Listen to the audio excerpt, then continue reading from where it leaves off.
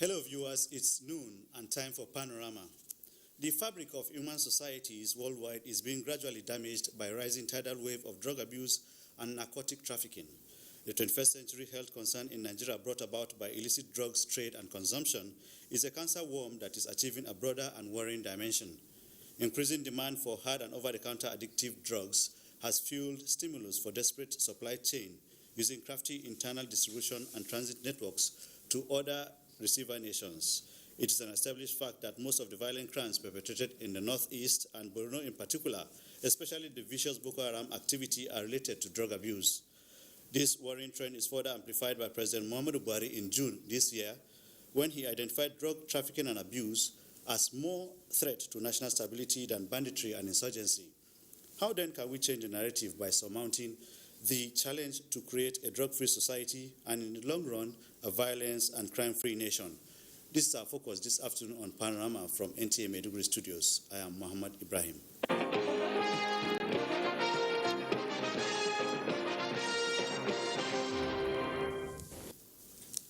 Vice President Yemi Oshibajo has again expressed government's commitment to a lasting peace in the country, stating that no Nigerian will be intimidated. The Vice President said this when he joined members of the Pentecostal Fellowship of Nigeria, Plateau State Branch, at their annual Thanksgiving service. State House correspondent Jide Onifade reports. Vice President Yemi Oshibajo joining hands with Governor Simon Lalong, his deputy Sonny Theoden, Minister of Women Affairs Pauline Tarlin, National President of the Pentecostal Fellowship of Nigeria Pastor Wale Oke, and the people of Plateau State in prayers for a sustained peace in the land.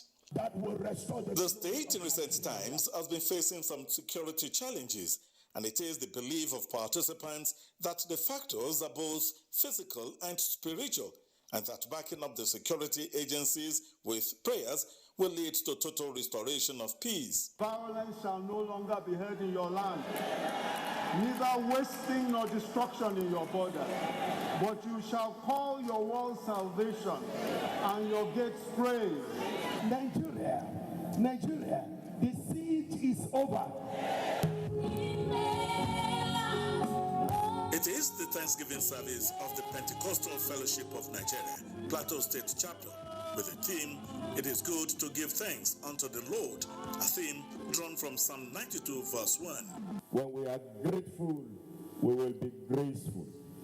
Accepting all the dynamics and the paradox of life in good faith is key to happiness and peace. Apart from the security challenges, cases of COVID-19 is also on the increase, and the governor seizes the opportunity to advise the people to go out and be vaccinated. And the only time we will sleep when there is peace in the country. And we pray that God will grant us peace in the country. And I want to appeal to the church to raise their voices and condemn all forms of violence against women and children. It is on the increase on daily basis. From the Church of Eternal Life, Jos, venue of the event, Jide Onifade, NTA News.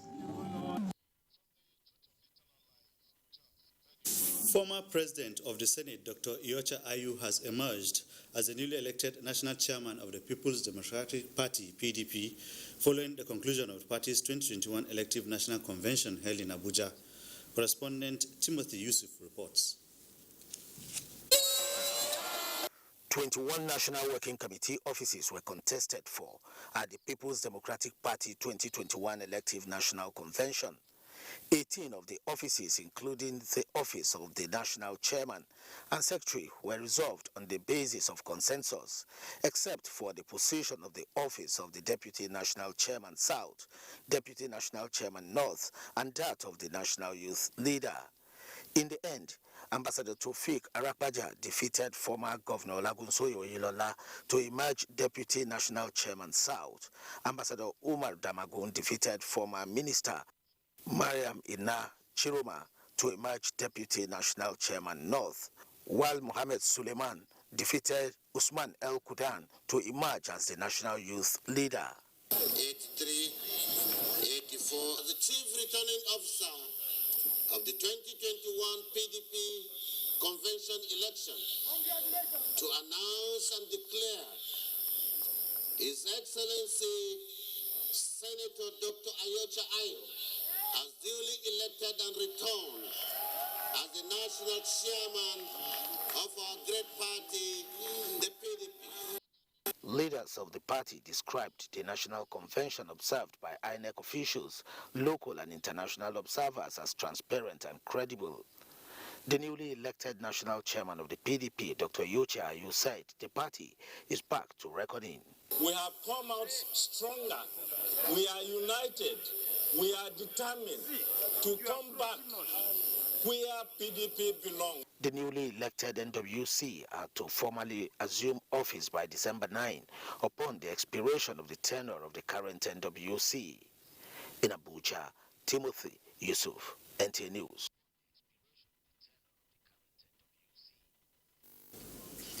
Attorney General of the Federation and Minister of Justice Abubakar Malami says he was not in any way connected with the fabrications and concocted lies linking him to the ensued imbroglio relating to news stories about the residence of a Justice of the Supreme Court, Justice Mary Odili.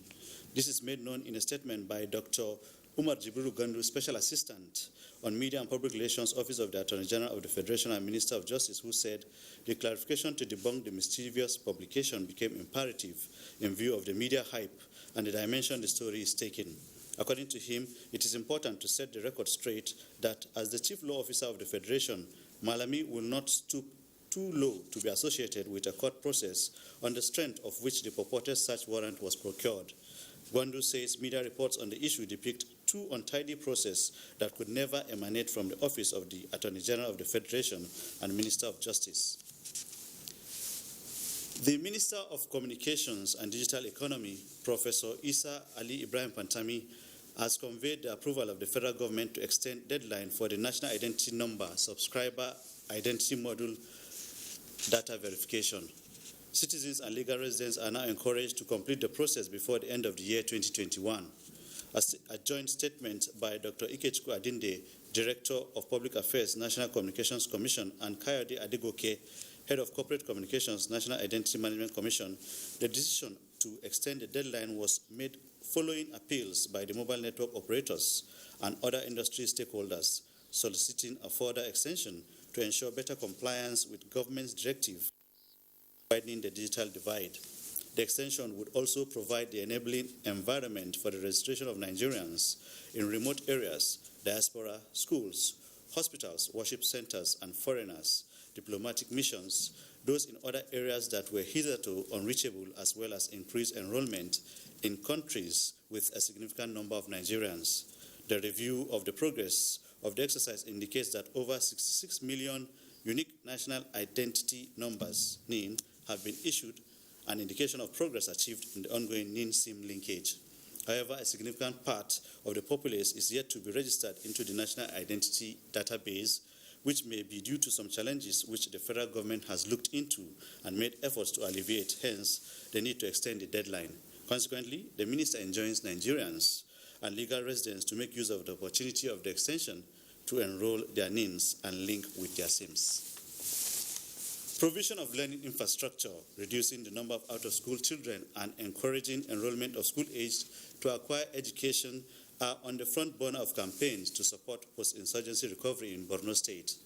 With the Safe School initiative in mind, Borno State government is doing everything possible to provide a conducive learning environment and complete turnaround of the education sector. Abubakar Mohamed Musa reports.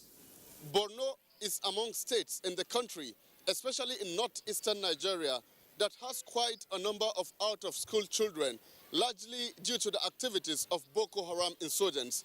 And this challenge has remained a major setback to the education sector. However, I have with me here the Borno State Commissioner for Education, Engineer Lawan Abbo Wakilbi, who will now talk to us on this particular issue. Sir, in line with the post-insurgency recovery effort, how much is Borno State government committing towards school enrollment and back-to-school programs? Thank you very much. School enrollment is basically a problem in the rural areas where we have large number of camp communities. It's not very much a problem in the urban area. A school like this now gets filled in a day or two. Now what we did is massive community engagement so that we boost our enrollment, improve and enhance the school feeding system so that they get at least breakfast a day, provide transport so that we ease the means of their coming to school. We give them free books and uniforms, and then we ensure that everything they require to come to school is given to them free. All right, sir, with the commencement of the 2021 new school session, what plans are in place to scale up, the school enrollment to fill up classes in the mega schools and educational infrastructure in returning communities? First of all, we have segregated the school calendar. We have divided our calendar into two for rural and urban school. We have allowed 12 weeks of farming in the rural schools without actually affecting the academic weeks.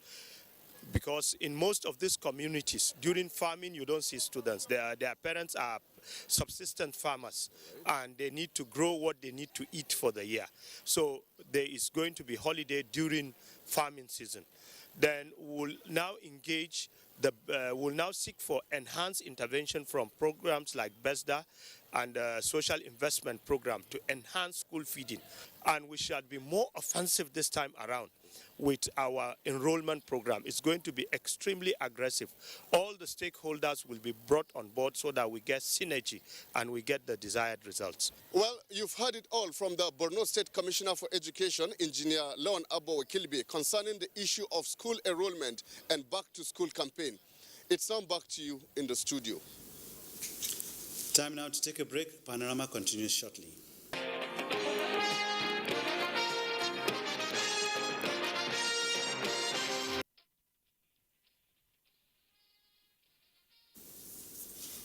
Welcome back. Increasing level of violent crimes and social vices have deep roots in drug abuse and trafficking, despite efforts to check the societal problem.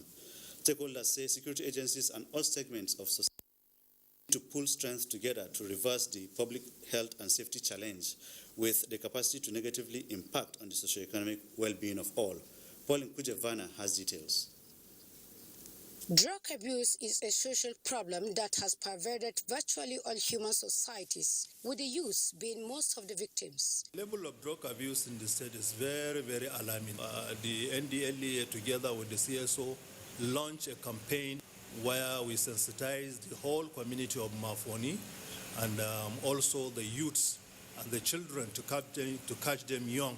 Modern-day drug abuse and addiction involves misuse of varying types of over-the-counter drugs taken in large quantity, in addition to cannabis sativa, cocaine, heroin, among other addictive chemical substances such as ecstasy. We collaborate with many organizations, National Drug Law Enforcement Agency, to enhance health promotion, mental health promotion among the youth by ensuring that people made aware of the deleterious effect of drug use.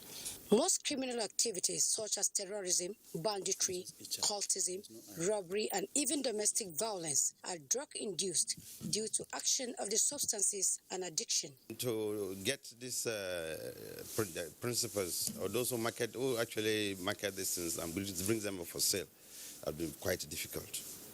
But we're in liaison with NDLEA, and they will continue to synergize until the menace is brought to a minimum.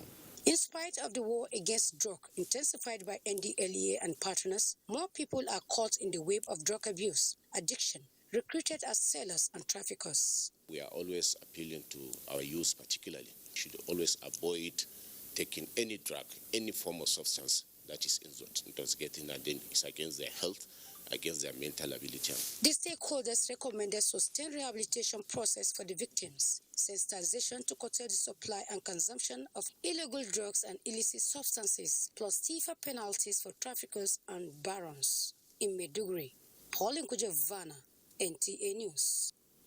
The consequences of continued abuse and misuse of over-the-counter drugs, illicit substances, and trafficking cast a shadow on the well-being of individuals, families, schools, institutions, the society at large, and the nation's image in the international community.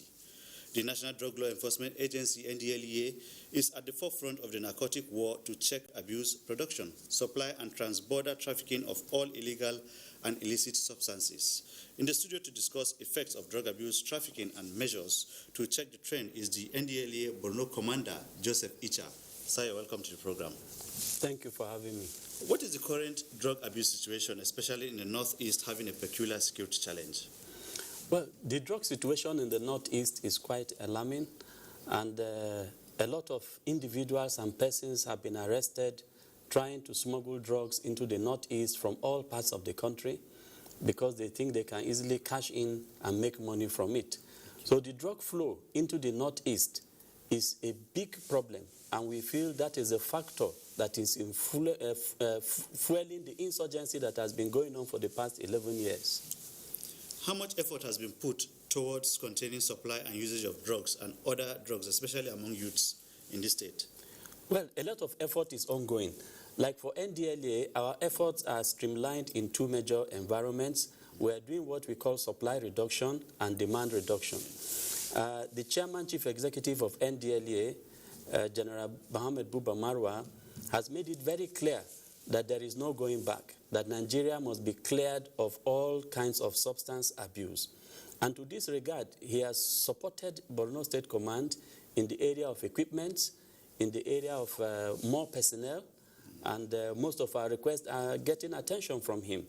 And you will see that in area of arrest, we have arrested a number of people whom we have charged to court and are on court bail. And while on bail, they still go ahead and commit greater drug offenses. We've arrested them and charged them again. Then on demand reduction, we try to go around, we sensitize the public, we provide drug abuse education, we provide them with coping skills that they can utilize to overcome the challenge to want to use drugs. We have reached out to IDP camps. These are camps where internally displaced persons are kept. We have sensitized them. Some of them fall into drug abuse because of the trauma they've undergone as a result of losing loved ones and the insurgency. So we've reached out to them, we've sensitized them, we've educated them, we've let them understand the consequences of drug abuse. We have also reached out to camps of surrendered Boko Haram. Yes, trying to educate them and sensitize them to the consequences and dangers of drug abuse to their health. All right. What is the correlation between drug abuse, trafficking, and the violent insurgency, among other crimes in the society? One is two ways. One, the drug itself influences the minds of the people involved in violent crime, and that can keep them going in committing those kind of crimes. Like, you cannot imagine how somebody who has some human feelings will suddenly go ahead and kill people without concern. And then on the other hand again, those that traffic drugs also makes money. So insurgency or violent crimes, they want to make money from it. So they either traffic the drug because they want to execute their violent crimes on the influence of the drug, or they make money from it. Okay. How much cooperation is the NDLEA getting from community security agencies and other stakeholders in the war against drugs? We are very, very lucky that in Borno State now, we receive very massive cooperation, particularly with the theater commander, Operation Hard-in-K. He has been very supportive. He has ensured that the Nigerian Army cooperates with us fully, and other security agencies as well. We conduct joint operations and patrol. We have raided all black spots and joints within the town. And we have also received support from the community. The political leaders, opinion makers, youth groups, they help us to go around to reach out to their various members to ensure that they understand the consequences and dangers of drug abuse. Okay.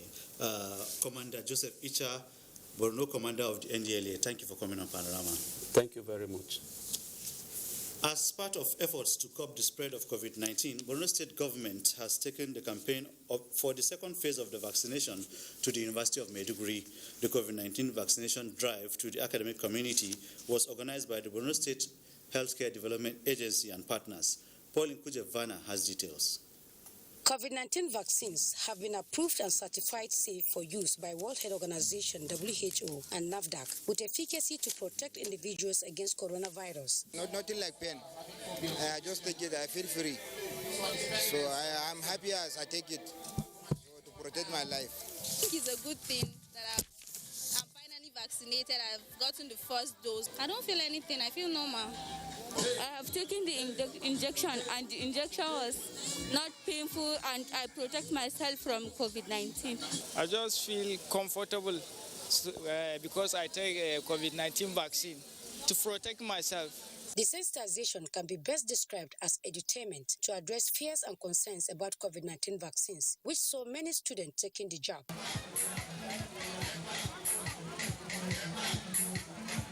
It was an opportunity for the students to get facts about COVID-19 vaccines from seasoned professionals. The vaccine is given first dose to who wishes. We vaccinate with their consent and their wish. So the vaccination is safe and free for their safety. The Moderna COVID-19 vaccine will be administered in 2 doses and must be completed for maximum protection as the adherence to COVID-19 safety protocols was emphasized. In Maiduguri, Paul Nkujevana, NTA News. Nigeria Center for Disease Control, NCDC, has confirmed 89 new cases of COVID-19 in the country. In the latest figures released by the center, Bauchi State is leading with 22 cases, Edo State and FCT 17 each, while Lagos has 15. Others are Plateau 10, Kaduna 4, Taraba 2, while Bayelsa and Delta complete the tally of new infections with 1 case each. Nigeria has now 211,877 confirmed cases of COVID-19.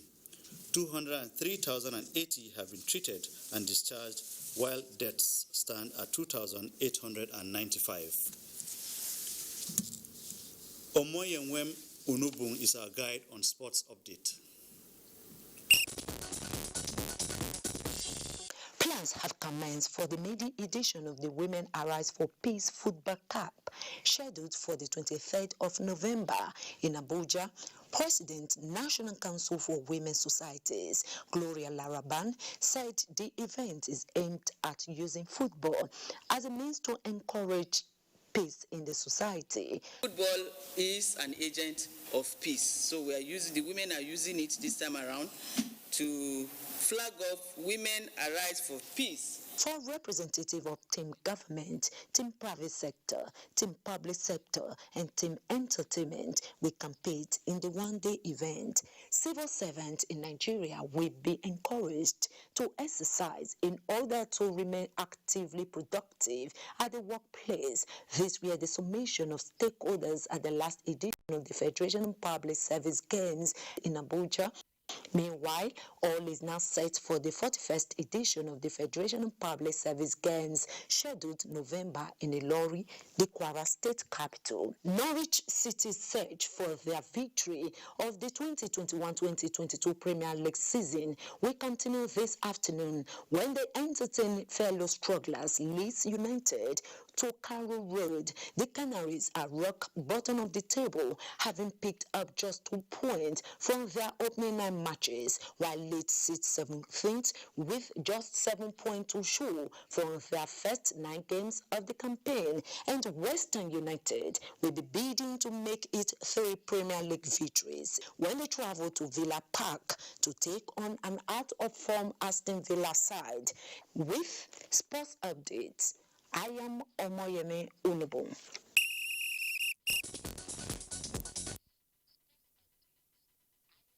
We draw the curtains this afternoon on Panorama. Remember to join NTA in the fight against rape and rapists. Do have a nice day.